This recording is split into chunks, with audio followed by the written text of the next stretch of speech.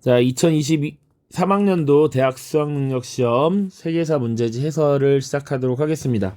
뭐 이미 시중에 해설은 잘 나와 있을 텐데 여러분들은 이제 시험 대비 우리 2학기 2회고사에 우리 시험 범위에 해당하는 부분 일부가 여기 포함되기 때문에 해설을 좀 해서 올려놓을 테니까 참고를 하시길 바래요. 자, 특히 뒤쪽에 많이 집중되어 있습니다만 이왕 푸는 김에 다 같이 한번 풀어보고 우리가 지금까지 공부했던 것 잘 기억을 하고 있는지 한번 확인을 해보도록 하죠. 자, 1번은 고정형으로 문명 파트가 출제가 됩니다. 그리고 거의 90% 이상은 이집트 문명 아니면 메소포타미아 문명이 나옵니다. 자, 기니까 이렇게만 쓸게요. 그리고 이 두 개를 좀 비교 구분할 수 있으면 되겠다. 이 정도 보시면 되고요. 한번 문제 보죠. 이 점토파는 히타이트의 왕 하투실리스 3세가 가의 신한국 시대 파라오인 람세스 2세와 체결한 평화조약 내용을 담고 있습니다. 라고 되어 있고요. 지중해 동부의 패권을 다투었던 두 왕국의 관계 개선을 알려주는 자료다 라고 되어 있어요. 자, 이집트라고 하는 나라가 어디 있었는가를 좀 기억해 보면 좋겠죠.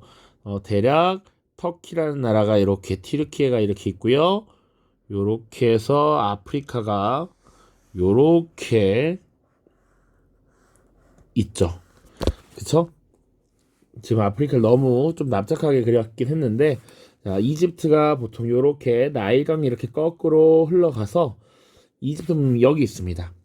히타이트, 헤브라이, 다 이 지중해 동부 연안 요 부근에서 발달했던 문명들이었죠. 그러니까 여기서 지중해 동부 연안의 패권을 다투던 이집트와 히타이트의 지금 대결, 그 이후에 평화조약 나와 있습니다.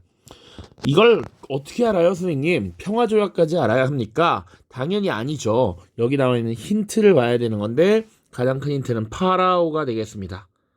파라오, 그리고 신왕국 시대라고 나와 있어요. 이집트의 역사를 보면 고왕국, 중왕국, 신왕국 시대로 이렇게 전개가 됩니다. 자, 요 정도 기억해 두시면 되겠습니다. 상대적으로 문명 문제는 항상 거저 주는 문제였는데 힌트가 좀 적습니다만 그래도 충분히 풀 수 있다. 자, 파르테논 신전을 건립하였다. 요거 그리스 지역의 문명이 되겠죠. 함무라비 법전 메소포타미아 문명입니다. 특히 메소포타미아 지역에는 최초의 어떤 사람들, 수메르인, 아카드인, 아무르인이 이 지역을 다스렸는데, 이 아무르인이 세운 바빌로니아 왕국 있었죠. 이 바빌로니아 왕국의 국왕이었던 함무라비 시대에 법전이 만들어졌습니다. 동해보복법. 눈에는 이, 코에는 코, 입에는 입. 뭐 이렇게 동해복수라고 하는 형태를 보고 있었죠. 그 정답은 3번이죠. 태양력. 그리고 십진법을 사용하였다. 이렇게 보시면 되겠습니다. 이집트는 태양신을 믿었잖아. 태양신 라를 믿고요. 그래서 당시 지도자를 태양신 라의 아들인 파라오라고 불렀습니다. 자, 크레타 섬을 중심으로 발달했다. 이것도 그리스 세계죠.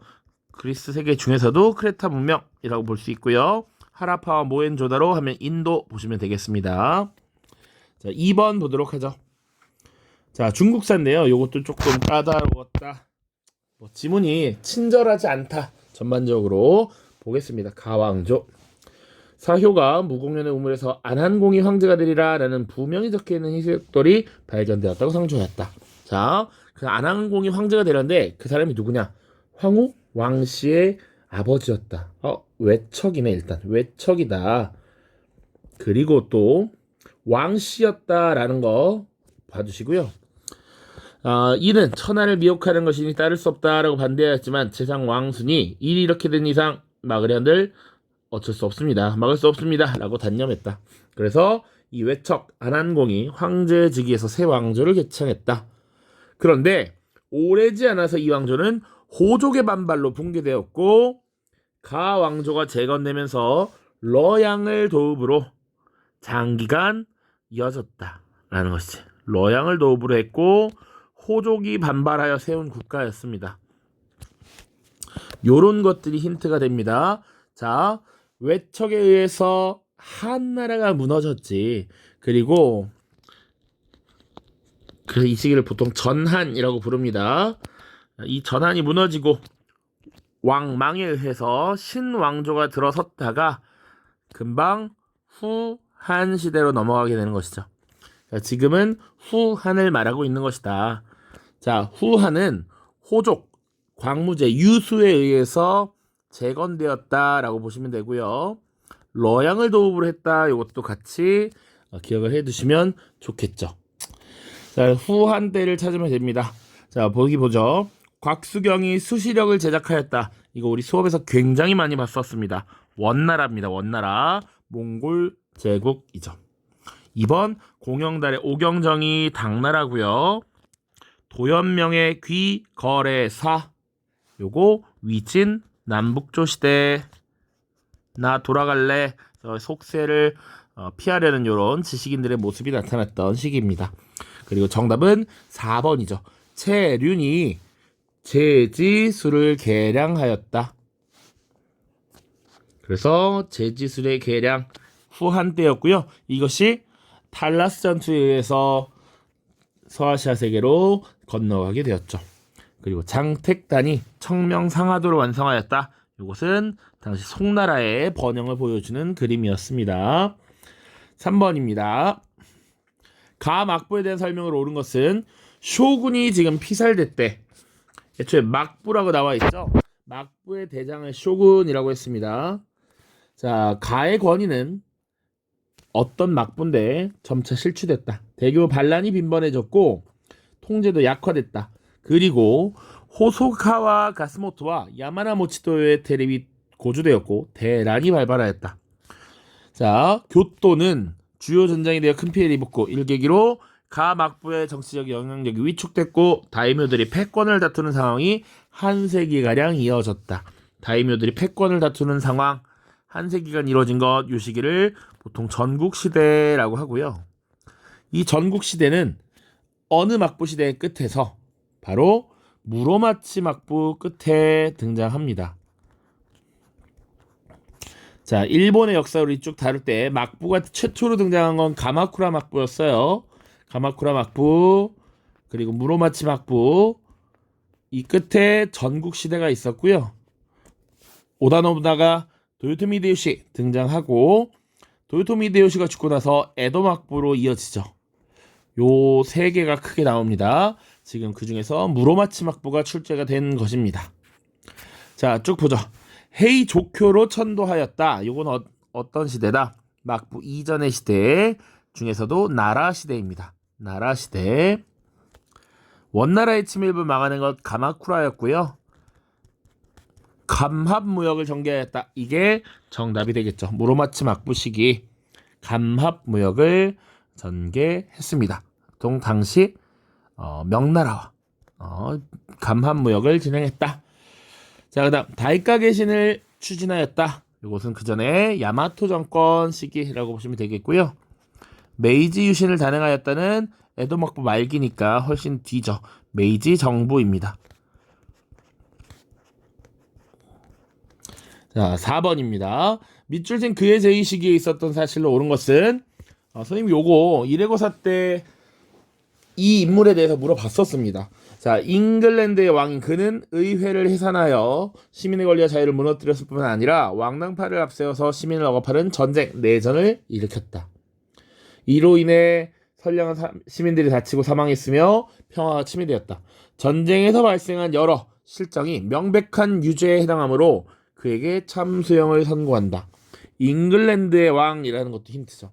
그러니까 영국 역사를 다루고 있고 지금 내전이 발생했고 그리고 지금 처형당한 왕입니다. 영국혁명 당시에 처형을 당했던 국왕이 누구냐? 바로 찰스 1세죠. 자, 영국혁명에서는 4명의 왕이 등장합니다. 인물로 치면 제임스 1세, 찰, 중간에 크롬웰 한번 등장하고요. 찰, 제야. 자, 그래서 요렇게 넘어가는 게 청교도 혁명. 요렇게 넘어가는 게 명예혁명이었습니다.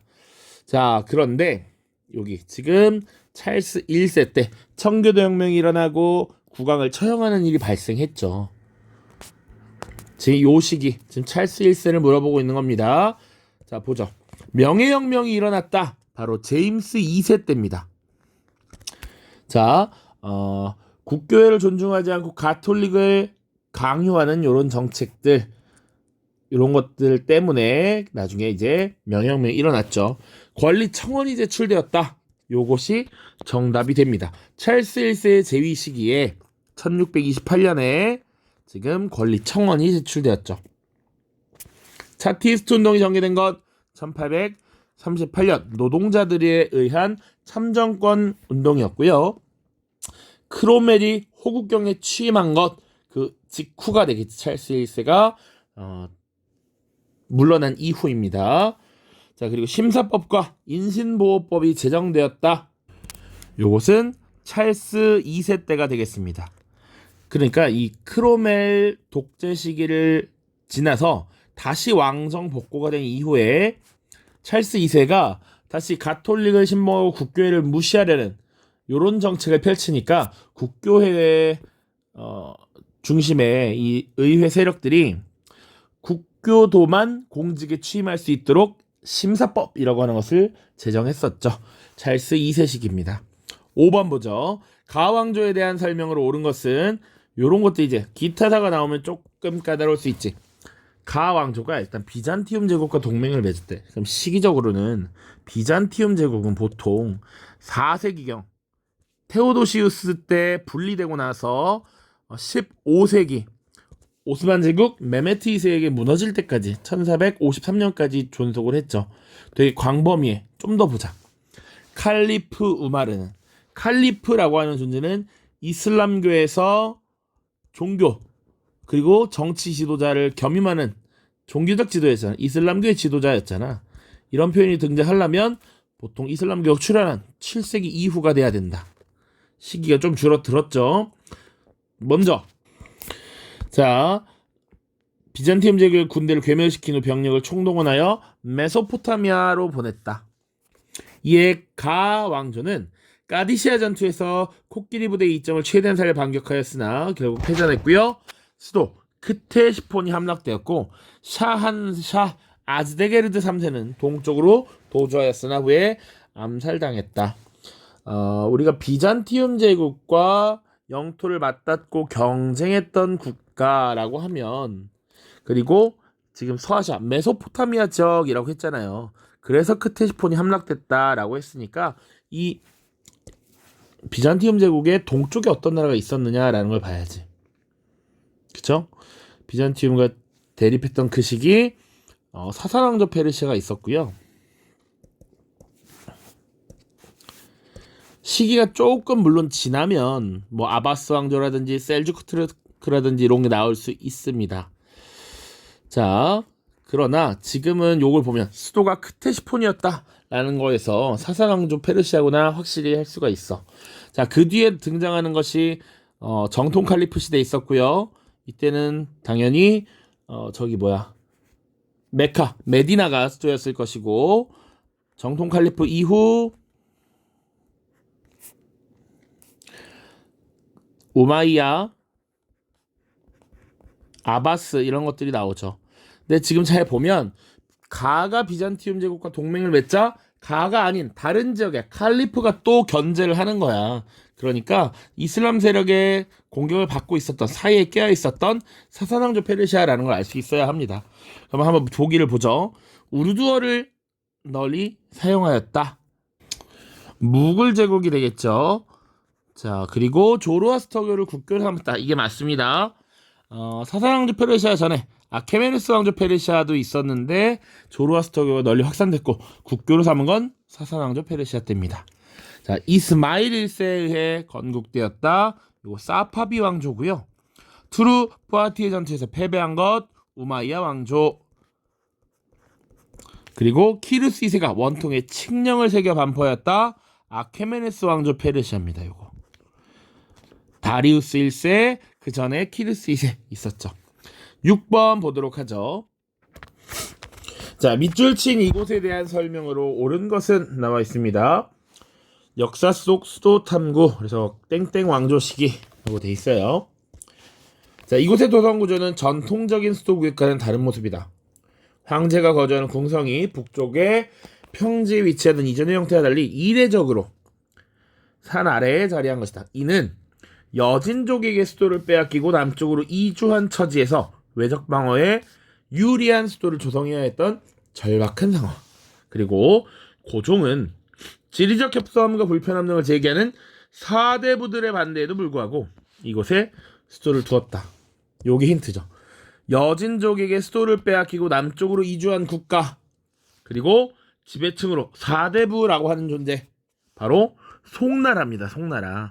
그래서 북송시대에 원래 카이펑이라고 하는 곳을 수도로 했었는데 여진족의 침략을 받고 남쪽으로 내려오게 되지. 그래서 수도를 항저우, 임안으로 옮기게 됩니다. 자, 그리고 송대 지도층 사대부 맞죠? 그러면 항저우에 대한 설명을 찾으라는 거야. 보기 보죠. 요의 지배 영역이었다. 요의 영역은 절대 아니죠. 왜냐? 요라고 하는 나라는 기본적으로 북송시대에 대립을 하던 곳이잖아. 그러니까 여기 이렇게 강이 이렇게 흐르면 기존에 이렇게 내려온 거란 말이죠. 이렇게 더 내려왔어. 그렇기 때문에 요 나라는 요 북쪽에 있었고 요의 지배 영역이 될 수 없다.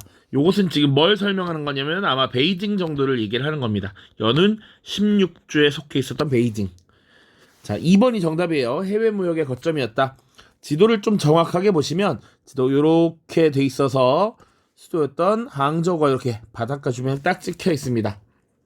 해외 무역의 거점이었다. 자, 그리고 선비족 왕조의 새로운 수도였다. 요거 러양을 얘기하는 겁니다. 아까 후한의 수도이기도 했죠.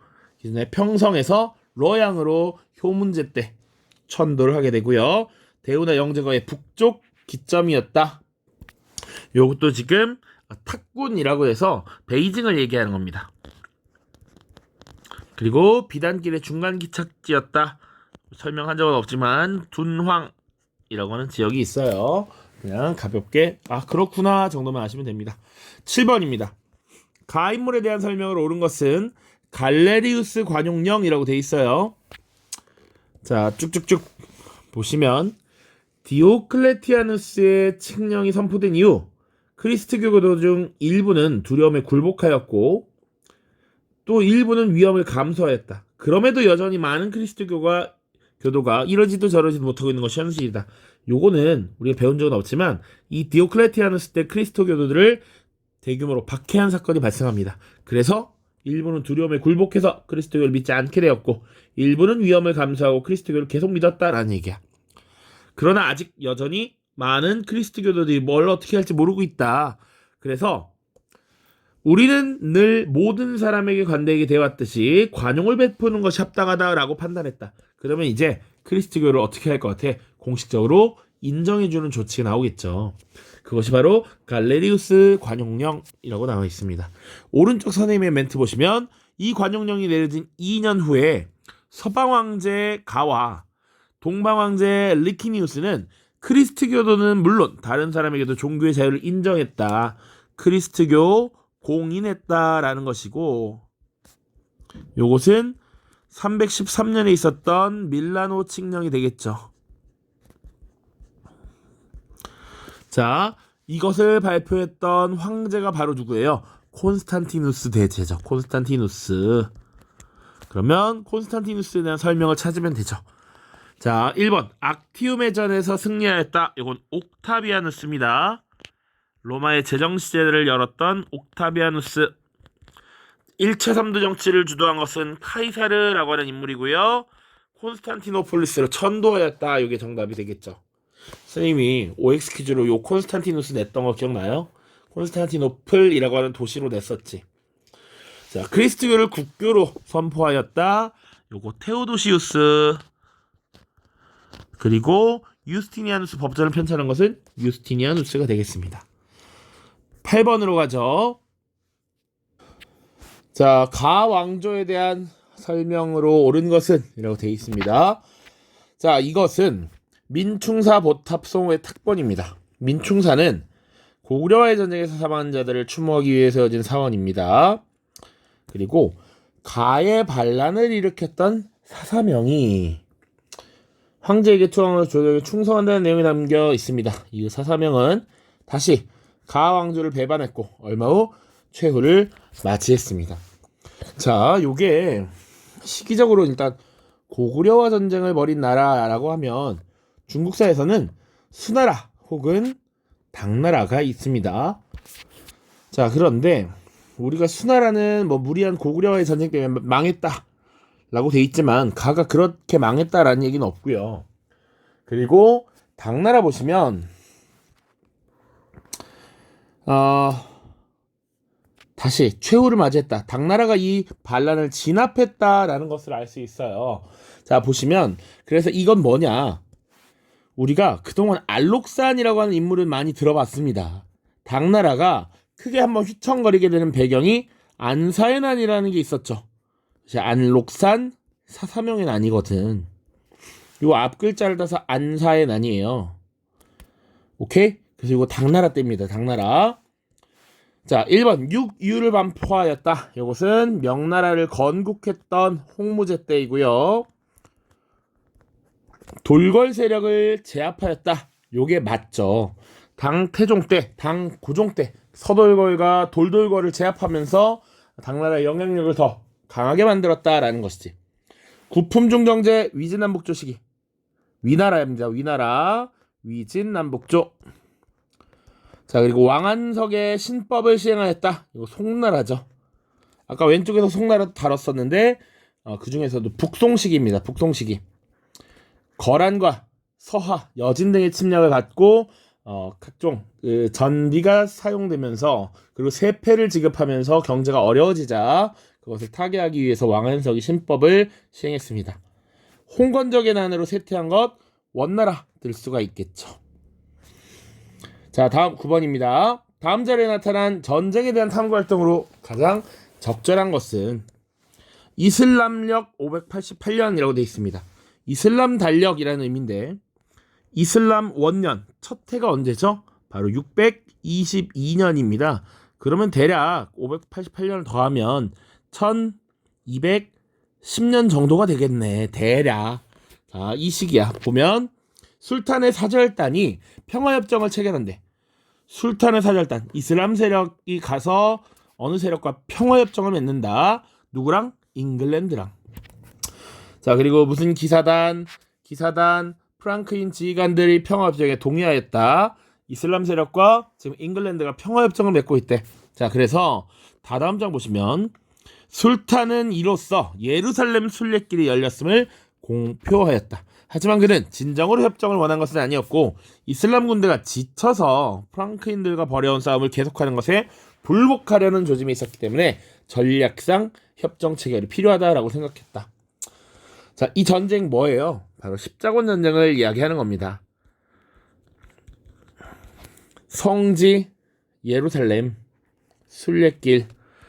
자, 이 뭐냐면 우리가 실제로는 1차 십자군과 4차 십자군을 수업에서 다뤘습니다. 그래서 최초의 십자군, 그래서 뭐 클레르몬 공의의 우르바누스 2세의 이런 선포에 따라 십자군이 결성되었다. 자, 십자군이 결성된 배경 왜 그랬느냐? 셀주크 투르크가 계속 영향력을 확대해오면서 비잔티움 제국을 압박했고 비잔티움 제국이 당시 교황에게 요청을 해서 우르바누스 2세가 클레르몬 공의에 소집한 거죠. 자, 그래서 이때 십자군이 조직돼서 이때는 성지순례에 성공해 예루살렘을 빼앗고 예루살렘 왕국을 세워요. 그런데 그 이후에 2차 때 다시 뺏깁니다. 곧 다시 예루살렘을 이슬람 세력에게 뺏겨. 자, 그리고 나서 우리가 배운 건 그 이후에 예루살렘을 가져간 적이 없고 4차, 5차, 6차, 7차, 8차까지 이루어지는 십자군 지속되기만 했고 뭔가 예루살렘을 회복한다든지 성과를 거두지 못했다. 그리고 4차 십자군 때는 오히려 콘스탄티노폴리스를 공격함으로써 그 진의가 왜곡됐다. 이런 얘기를 했습니다. 근데 이 자료는 뭐냐면 우리가 그동안 다루지 않은 3차 십자군의 얘기예요. 3차 때 영국의 왕이었던 리처드와 이슬람 세력의 대장이었던 살라딘이 협상을 맺는 장면입니다. 그러니까 서로 소모가 지금 병력 소모나 이런 것들이 너무 커. 전쟁을 지속하기 어려워. 그리고 이 십자군도 명분이 필요해. 그러니까 이슬람 너희가 이 지역을 갖는 것을 동의하되 우리들이 성지 예루살렘을 방문하는 것은 인정해줘라고 했던 겁니다. 아무튼 십자군 전쟁이야. 요걸 뭐 알아야 되는 건 아닙니다. 내용 보고 충분히 십자군인 거 알 수 있어. 탐구활동 보시면 파르티아의 멸망 요인을 분석한다. 자, 파르티아가 멸망한 것은 사산왕조 페르시아의 공격에 의해서인 것이었기 때문에 십자군 전쟁과 관련이 없습니다. 이 파르티아는 기원전 3세기경부터 기원 후 3세기경까지 존속을 했고요. 이후에 사산왕조 페르시아에게 멸망하게 되죠. 자, 시기적으로 맞지 않습니다. 2번, 농촌에서 콜로나투스가 확산된 원인을 파악한다. 콜로나투스라고 하는 건 고대에서 중세로 넘어가게 되면서 기존의 로마 제국이 노예들을 이용한 대농장 경영이 어려워지자 기존의 이 농민들을 토지에 결박시킨 제도였습니다. 보통은 이 중세로 넘어가는 5세기, 6세기, 7세기, 8세기 이런 시기에 확산이 되는 것이고 시기적으로 맞지 않다. 영국에서 노르만 왕조가 성립된 이후 윌리엄의 영국 정복 있었죠. 1066년 11세기고요. 여긴 지금 13세기의 얘기야. 4번 베르댕 조약과 메르센 조약 9세기에 프랑크 왕국의 분열과 관련이 있고요. 5번 지중해 지역의 원거리 무역과 상업 발전의 배경을 조사한다. 자, 치고받고 전쟁이 약 200여 년간 지속되면서 이 지중해 지역에서의 무역이 굉장히 활성화됩니다. 그래서 무역에서 이익을 얻으려던 왜곡된 침략, 4차 십자군, 콘스탄티노폴리스 공격, 라틴 제국 성립 이런 내용들 기억해야 되는 것이죠. 정답은 5번입니다. 10번 문제 보겠습니다. 밑줄 친 이 왕조에 대한 설명을 옳은 것은 자, 동진의 구법승, 동진이라는 나라 구법승은 불법을 구하기 위해 떠나는 승려입니다. 자, 구법승 법편은 장안을 출발해서 중앙아시아를 거쳐서 이 왕조의 땅을 밟게 됐습니다. 그는 여행기에서 이 왕조는 부르륵 나와 있어. 그리고 자, 탁실라, 푸르샤프라, 부다가에 등 불교 성지를 순례했대. 지금 이 인물이 법편이 어디를 갔느냐? 일단 인도에 갔다라는 걸 알 수 있어야 돼. 불교의 성지잖아요. 그리고 3년 동안 수도 파탈리푸트라에서 대중부 율장을 필사하고 연구하는 일을 전념하다가 실론을 거쳐 무역선을 타고 귀국하였다라고 돼 있어요. 자, 수도 파탈리푸트라. 선생님이 수도 이거 열심히 외우라고 많이 했었습니다. 자, 인도 역사, 마우리아 왕조, 쿠샨 왕조, 그 다음 굽타 왕조, 그 다음 이슬람 유입, 그죠? 가즈니, 구루 왕조, 델리 술탄 왕조, 그 다음 무굴 제국이었습니다. 자, 수도 파탈리푸트라, 마우리아 왕조와 굽타 왕조입니다. 마우리아 왕조, 굽타 왕조. 여기가 파탈리푸트라고. 쿠샨 왕조는 푸르샤프라였습니다. 자, 그런데 지금 동진이라고 하는 시기가 나오죠. 동진이라고 하는 나라는 뭐야? 위진남북조 시대잖아. 중국의 위진남북조 시대.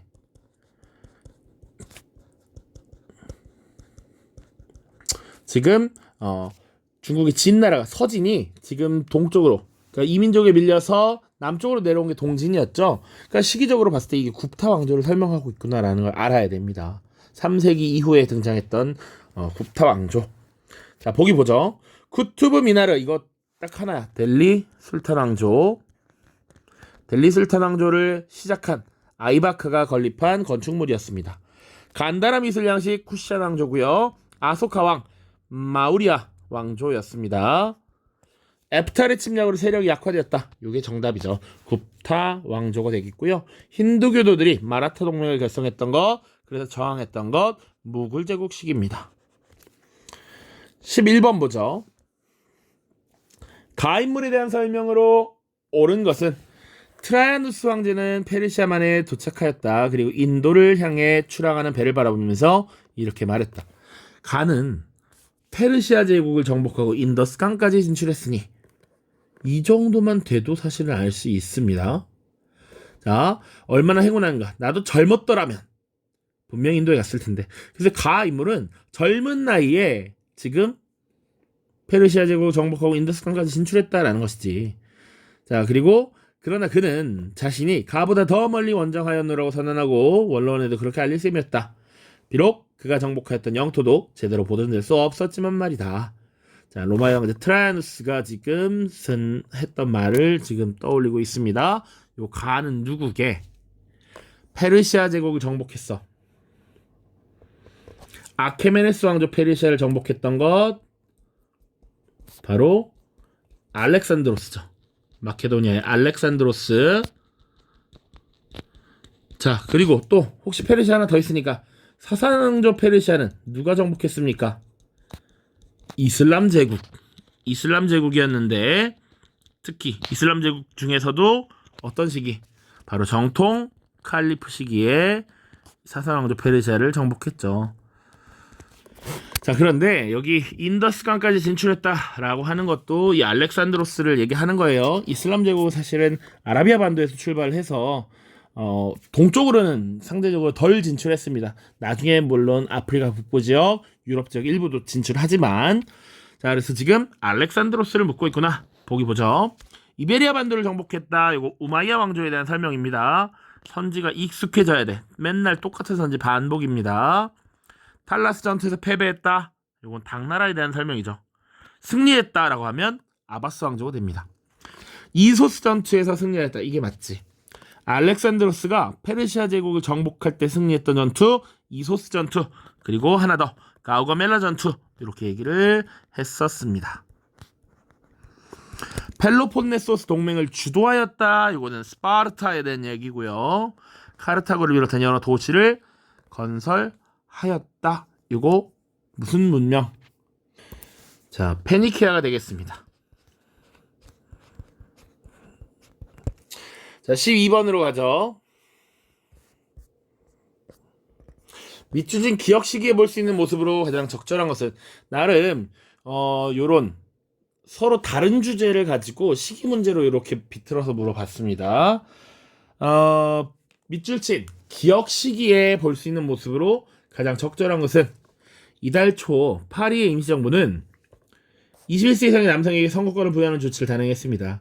저는 그 직후에 동료들과 임시정부를 찾아 여성에게도 선거권을 달라고 청원했지만 아무런 답을 듣지 못하고 있습니다. 우리나라는 지난달 두 번째 공화정을 맞이했음에도 불구하고 여전히 두 개의 자유평등 우회가 존재하고 있습니다. 지금 여성에 대한 참정권을 얘기하는 것 같지만 사실 그거 신경 쓸 게 아니라고. 기억 시기가 언제인지만 찾으면 돼요. 그런데 파리에 제2공화정이라는 게 나타났어. 자, 파리니까 프랑스지. 프랑스 1공화정은 언제예요? 1공화정은 프랑스 혁명 시기 1792년 9월에 국민공회가 들어섰을 때 이때 공화정이지. 그래서 루이 16세 처형하고 이렇게 쭉 진행이 되죠. 그리고 뭐 로베스피에르 같은 인물 나옵니다. 이 공화정은 언제냐면 자, 결국 프랑스 혁명이 이제 나폴레옹이 등장하면서 공화정이 다시 무너지고 황제정으로 가죠. 제정으로 넘어가게 되고 나폴레옹이 몰락한 이후에 사실은 뭐 루이 필리프가 등장하죠. 먼저 원래는 부르봉 왕조가 복구돼서 루이 18세, 그다음에 샤를 10세 등장하고요. 그리고 나서 7월 혁명이 발생하면서 루이 필리프가 등장해. 그리고 나서 루이 필리프가 전제 정치를 강화하자 2월 혁명이 발생하면서 두 번째 공화정이 나타나게 되죠. 1848년입니다. 자, 오른쪽에 답 볼게요. 맞습니다. 그런데 우리 정부뿐만 아니라 여러 신문도 여성 선거권에 침묵하고 있어요. 지난 18년간 여성의 자립과 권리 획득에 올랐습니다. 지금 두 번째 공화정을 맞이했던 1848년부터 18년간 있었던 일을 찾아보란 얘기입니다. 자, 이 연도가 의미 있는 것은 또 1830년이 바로 루이 필리프가 국왕에 즉위됐던 7월 혁명이었고요. 여기가 2월 혁명이 있었던 시기야. 그러니까 요렇게 지금 시기 문제를 묻고 있습니다. 이 사이에 있었던 건 뭐게? 자, 1번. 메테르니히의 연설을 경청하는 관료. 메테르니히라고 하면 빈 체제 기억해야겠죠. 빈 체제에서 이 국제 외교를 주도했던 인물입니다. 빈 회의가 1814년에 열렸고요. 15년에 사실상 빈 체제가 수립되면서 언제까지 지속되었느냐? 1848년까지 지속됩니다.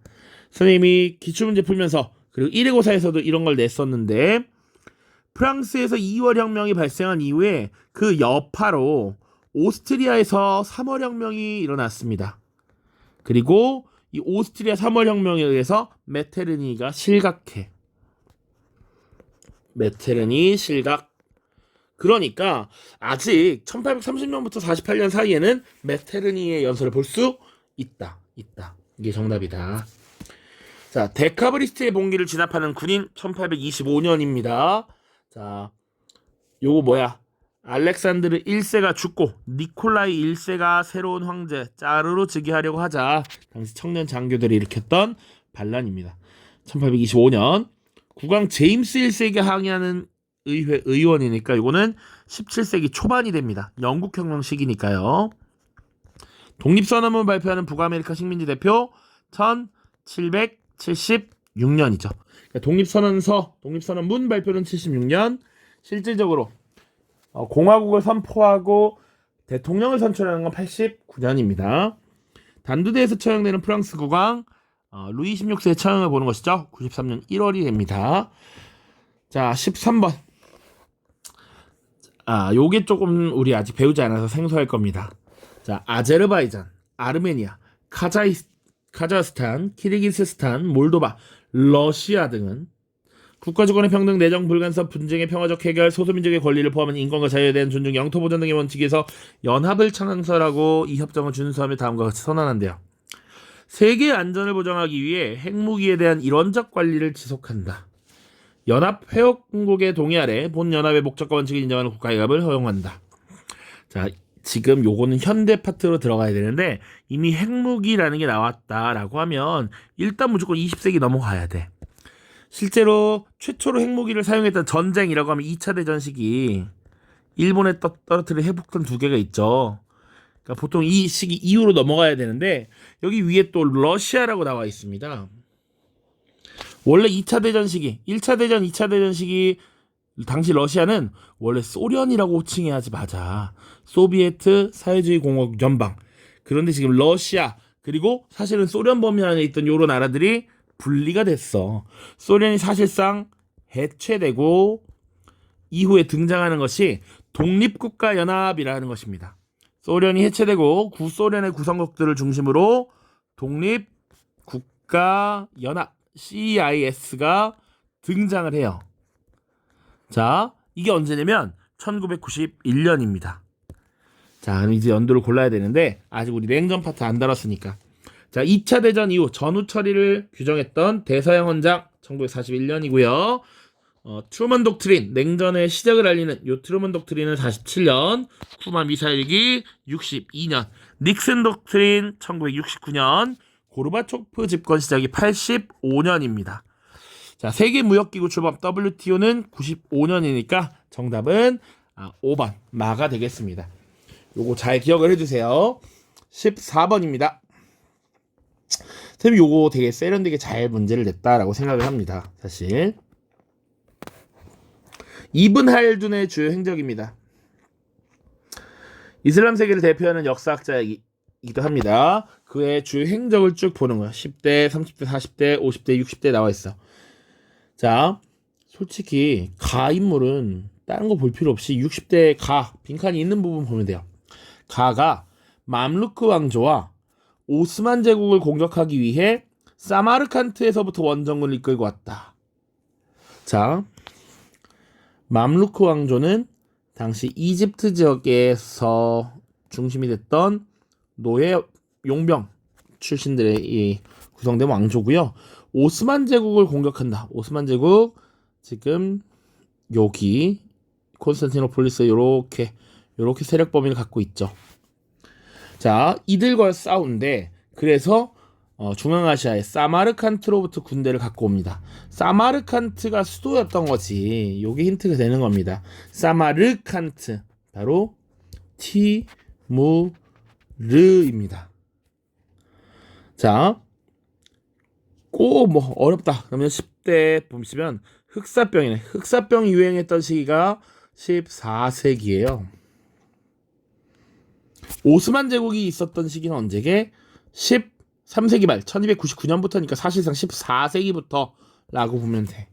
그러니까 14세기 이후에 등장한 중앙아시아 지역의 국가 수도 사마르칸트 요 정도만 봐도 알 수가 있다. 티무르를 얘기합니다.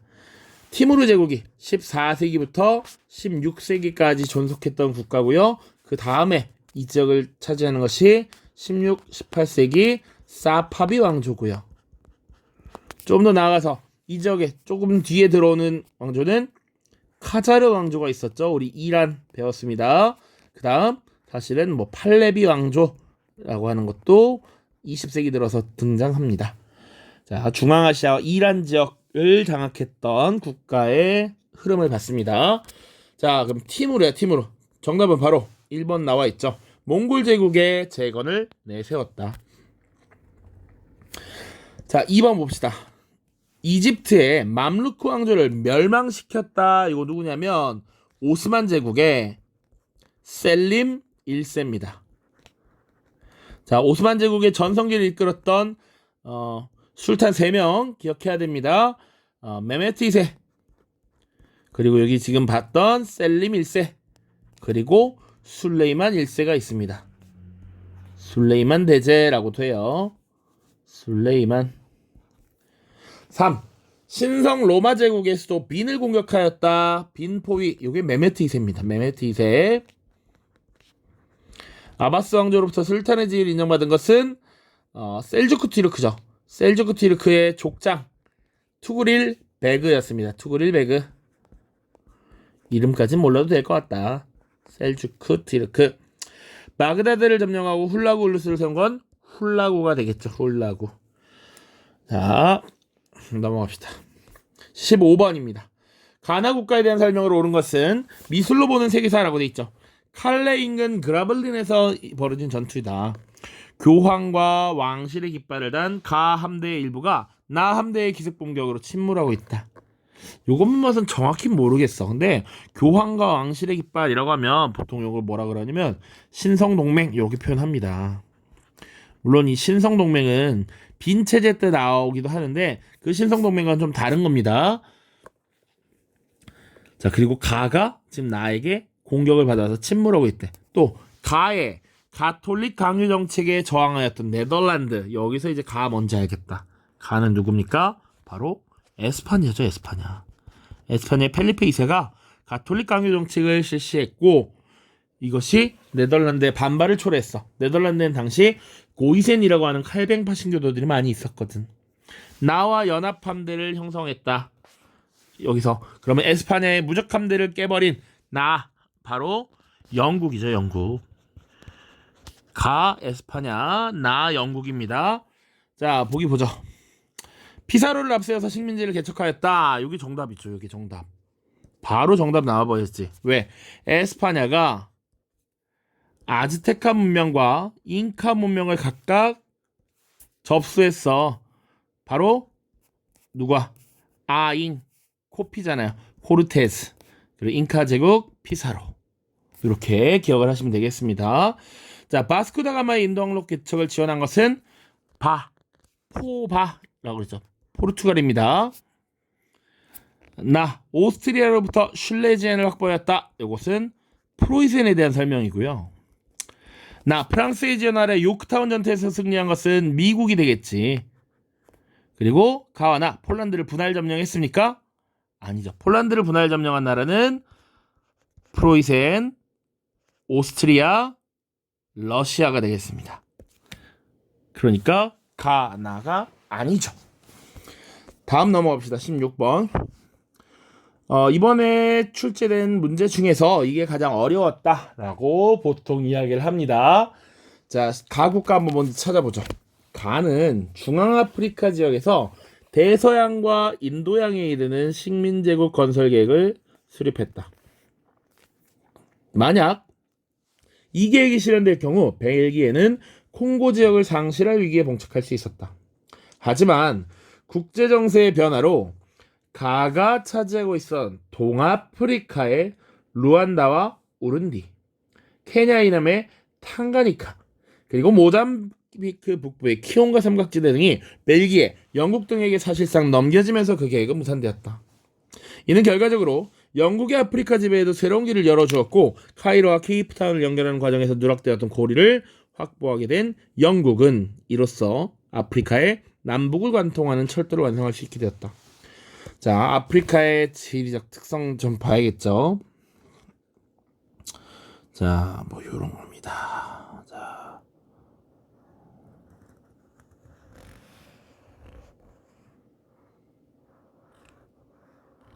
자, 요렇게 생겼잖아요, 아프리카. 그리고 우리가 잘 기억하겠지만, 영국이 이집트의 카이로,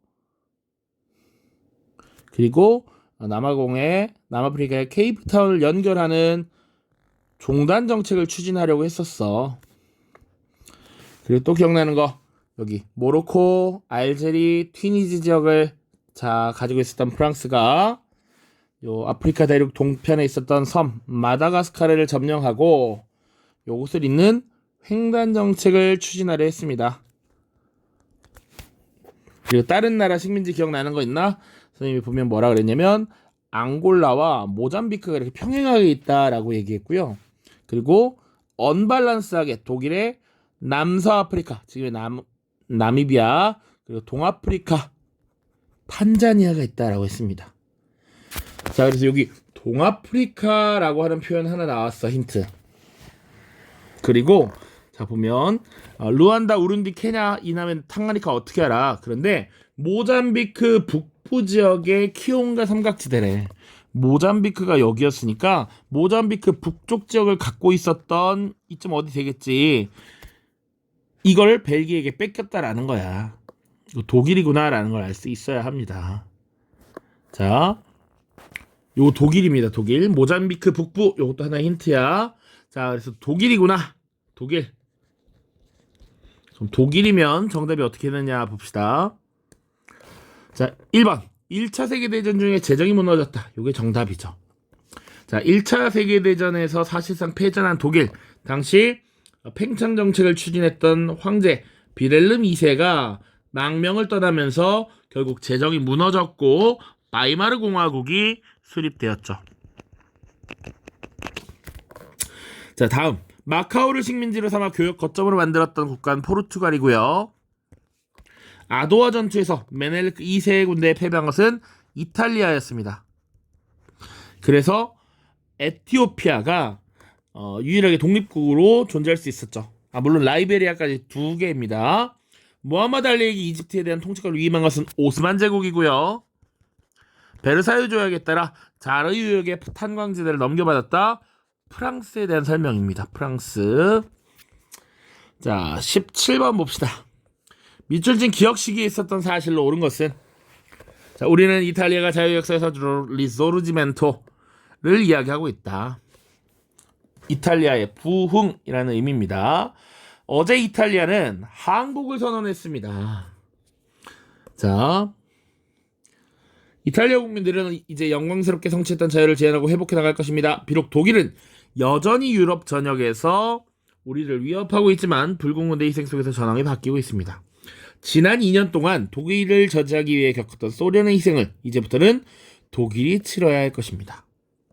자, 지금 보면 이탈리아가 항복을 했고요. 독일이 여전히 싸우고 있대. 이거 2차 대전 말하는 것이고요.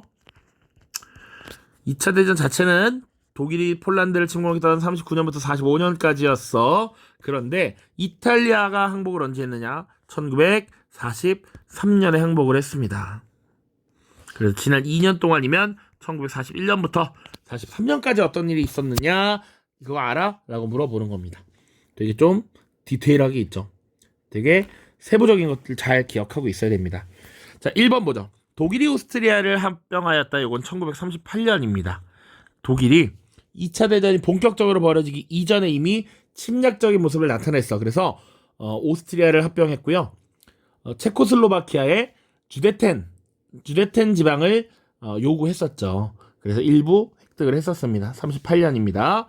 자, 노르망디 상륙 작전이 전개되었다. 이게 거의 사실상 전세를 마지막으로 뒤집는 핵심적인 전투였죠. 1944년이었고요. 미드웨이 해전에서 일본이 패전한 것이 1942년입니다. 그리고 독일과 소련이 불가침 조약을 체결한 것은 2차 대전이 벌어지기 직전 1939년이고요. 영국과 프랑스가 독일의 선전포고를 한 것도 39년이라고 보시면 되겠죠. 정답은 3번입니다. 18번입니다. 가나 국가에 대한 설명을 옳은 것은 이것도 냉전 파트라서 조금 낯설 수 있습니다. 미국, 영국 그리고 이 나라는 서베를린과 서부 지역 사이의 통신을 제한한 우리나라의 조치. 그러니까 당시 2차 대전에서 독일이 패전한 뒤에 독일을 이 강대국들이 분할 점령했습니다. 4개국이 분할 점령을 했는데 미국, 영국, 프랑스 그리고 소련이 해당되고요. 요 3개 나라가 주로 이제 자유주의 진영, 여기가 사회주의 진영이라고 보시면 됩니다. 이것도 빨간색으로 표현할게요. 그리고 독일 자체를 동서로 나눠서 지배를 했습니다. 여기가 서독, 여기가 동독이야. 그리고 동쪽에 있었던 베를린, 수도였던 베를린은 또 서베를린과 동베를린으로 나눠서 통제를 했습니다.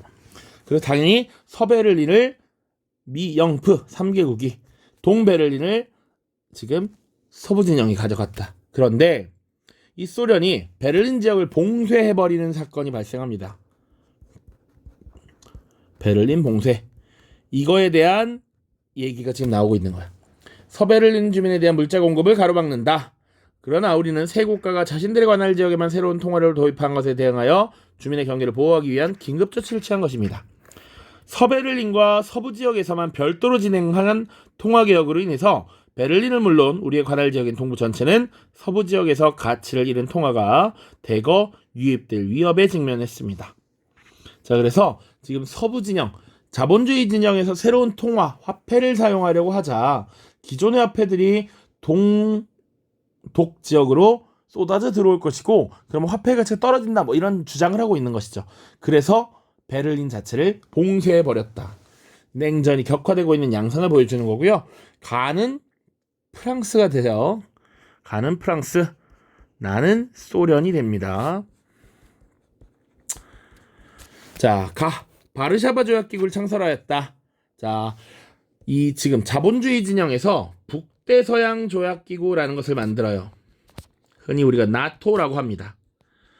이 나토는 지금 러시아가 우크라이나를 침공한 여러 이유 중에 하나이기도 하죠. 우크라이나가 나토를 가입하려고 하니 그것이 우리 러시아에게 위협이 돼서 공격했다 이런 주장을 펼치고 있잖아. 자, 그래서 자본주의 진영에서 만든 이 북대서양 조약기구에 대응하기 위한 기구가 소련이 주도로 해서 만든 바르샤바 조약기구입니다. 그러니까 이건 가가 아니라 나가 돼야 맞아요. 그리고 이번 대공황을 극복하고자 프랑블럭을 형성하였다. 맞지. 프랑스와 자신들이 가지고 있는 식민지를 하나의 경제 블럭으로 연결을 해서 나름 이 중상주의적 경제 정책을 취하고 보호무역 체제를 구축했죠. 빌리 브란트를 중심으로 동방 정책을 추진했던 건 서독에 대한 얘기입니다. 서독. 자유주의 진영의 독일, 서독이 동방 정책을 추진했죠. 4번 유럽의 경제 재건을 위한 마셜 계획을 마련하였다. 이것은 미국에 대한 설명이에요. 당시 공산화를 막기 위해서 유럽의 경제 부흥을 위한 긴급 경제 조치를 취합니다. 이것이 마셜 플랜이라고 하고요. 가와나 카이로 회담에서 2차 세계대전 이후에 국제관계를 논의했다. 카이로 회담에서 회의를 주관했던 주체는 미국과 영국 그리고 중국이었습니다. 그러니까 5번은 답이 될 수 없어요. 19번입니다. 거의 막바지로 가고 있습니다. 개인적으로 이거 되게 좋았던 문제라고 생각합니다. 가에 들어갈 내용으로 가장 적절한 것은 여러분은 어느 영국 장교의 시간 행적을 시간순으로 보고 있습니다. 제국주의 열강의 침략과 외교 정책을 잘 이해할 수 있습니다. 자, 3번 가에 들어갈 내용을 찾아야 되니까 사실 1번, 5번 안 봐도 된다. 2번과 4번 사이에 들어가는 것이 3번이니까 요 시기를 보면 되는데 어쨌거나 해설은 공부를 해야 되니까 한번 보죠. 1번 크림 전쟁에 참전했다. 그래서 세바스토폴 전투에서 한쪽 눈에 부상을 입었다. 크림 전쟁, 오스만 제국과 러시아가 싸웠던 전쟁이죠. 근데 러시아의 세력 확대를 견제하기 위해 영국이 여기 참전했다. 오스만 편을 들었고 결국 오스만 제국이 승리했죠. 1853년부터 56년까지였습니다. 자, 2번 보시면 세포이 항쟁 직후 인도로 파견됐다. 세포이 항쟁이 발생했던 연도가 1857년이었습니다. 인도 역사 배울 때 플라시 전투 1757년, 100년 후인 1857년 세포이 항쟁이었습니다. 2년간 진압에 전공을 세워 진급했다. 그리고 에로 사건으로 촉발된 전쟁이 진행 중인 중국의 파견 명령을 받았다. 에로 사건, 이것으로 촉발된 전쟁은 2차 아편 전쟁이죠. 1856년부터 60년까지였습니다. 자, 그런 잘 보면 세포이 항쟁 발생 직후 인도로 파견돼서 2년간 진압을 했으니까 1859년까지는 인도에 있었다는 얘기야. 그죠? 그 다음 가가 나와야 됩니다. 1859년 이후의 일이 나와야 돼. 그 다음 4번 보면 내전 중인 미국이라고 되어 있습니다. 내전 중인 미국. 자, 미국의 남북전쟁을 말하는 것이죠. 이 남북전쟁은 1861년부터 65년까지 있었던 일이야. 그래서 남부연합군 총사령관을 만났대. 그러니까 지금 61년부터 65년 사이 언젠가 갔어. 62년에 갔을 수도 있고 63년에 갔을 수도 있어. 61년에 갔을 수도 있어. 그러니까 요 중간에 들어갈 내용만 찾으면 돼. 보통 1860년에 일어난 일을 고르라고 하겠죠. 그리고 이집트에서 아라비 파샤의 항쟁, 요거 1881년 있었던 것입니다. 자, 가보죠. 이제 오사운동에 참여한 시위대를 목격함. 지금 중국에서 일어난 일이지. 오사운동은 1919년에 있었던 베이징의 대학생들이 주도한 반제국주의 운동입니다. 신축조약의 체결에 따라 주둔군으로 배치된 신축조약 1901년이죠. 의화단 운동이 1899년부터 2년간 진행되었고 이것을 8개국 연합군이 진압하면서 신축조약을 체결했고 베이징에 외국 군대가 주둔됐으니까요. 3번 위안스카이의 임시대총통 취임식에 초대받은 신해 혁명 이후 중화민국 수립 시기니까 1912년이니까 훨씬 뒤고요. 광서제의 신임으로 개혁을 추진하는 량치차오 변법자강운동이니까 1898이 되겠습니다. 정답은 5번이죠. 프랑스와의 연합군으로 참전해 베이징 조약 체결에 참가했다. 요게 딱 1860년에 대한 얘기죠. 애초에 프랑스와 연합군 2차 아편 전쟁이잖아. 참전했다. 중국에 파견됐대잖아. 그러니까 열심히 싸웠잖아. 사실 스토리상도 이게 제일 자연스럽죠. 정답 5번입니다. 자, 마지막 20번입니다. 가나 국가 사이의 관계에 대한 설명을 옳은 것은 오후에 주민들로부터 가 국가가 흑해와 발트해에 주둔 중인 주력 함대를 동아시아의 전장으로 출진시키는 것이라는 소식을 들었다. 이것만으로도 어느 정도 힌트를 알 수 있습니다만 사실 흑해와 발트해 지역에 함대를 두고 있고 동아시아에 전쟁을 하러 가는 나라. 이거 러시아예요. 러시아. 근데 또 나와 더. 가의 팽창을 경계하는 영국. 기억이 날지 모르겠지만 영국과 일본이 동맹을 체결합니다. 1902년이고요. 왜? 러시아를 견제하기 위해서. 유럽 지역에서는 영국이, 아시아 지역에서는 일본이 팽창을 견제하기 위함이었다. 자, 그래서 러시아의 팽창을 경계하는 영국, 러시아와 이란 지역에서 주도권을 두고 다투고 있었죠. 그치? 자, 그래서 영국이 과연 이 함대가 수에즈 운하를 통과하도록 허락할 것인지 귀추가 주목된다. 밑에 자료. 이곳은 러시아와 전쟁 중인 일본으로 러일 전쟁이 벌어지고 있다라는 것. 군수물자를 선적하느라 분주하다. 이번 전쟁이 점차 치열해지고 있음을 느낀다. 타이완으로 출발하게 될 우리의 아르테미샤호에도 쌀을 비슷한 화물이 가득 실리고 있다. 타이완은 10년 전쯤에 가의 지배에 들어간 곳이다. 타이완이 언제? 시모노세키 조약에 의해서 일본의 영토로 넘어가게 됐죠. 청일전쟁의 결과였잖아요. 그러니까 나는 명확히 일본이다라는 걸 알 수 있어야 한다. 자, 그래서 가는 러시아, 나는 일본입니다. 두 나라 사이의 관계야. 첫 번째, 삼국 간섭으로 대립하였다. 삼국 간섭은 러시아, 프랑스, 독일의 연합이 일본에게 랴오둥 반도를 반환해라라고 간섭했던 것이죠. 이게 정답이네, 바로. 추축국 동맹을 결성하였다. 이탈리아와 독일과 일본이죠. 그러니까 해당되지 않습니다. 일본만 있지. 네르체스크 조약을 체결했다. 바로 청나라와 러시아죠. 4번 필리핀 지배를 두고 전쟁을 벌였다. 미국과 에스파냐입니다. 5번 반동회의에서 평화시범칙에 합의하였다. 여기는 다양한 나라들이 있지만 뭐 중국, 인도네시아, 뭐 유고 뭐 이런 나라들입니다.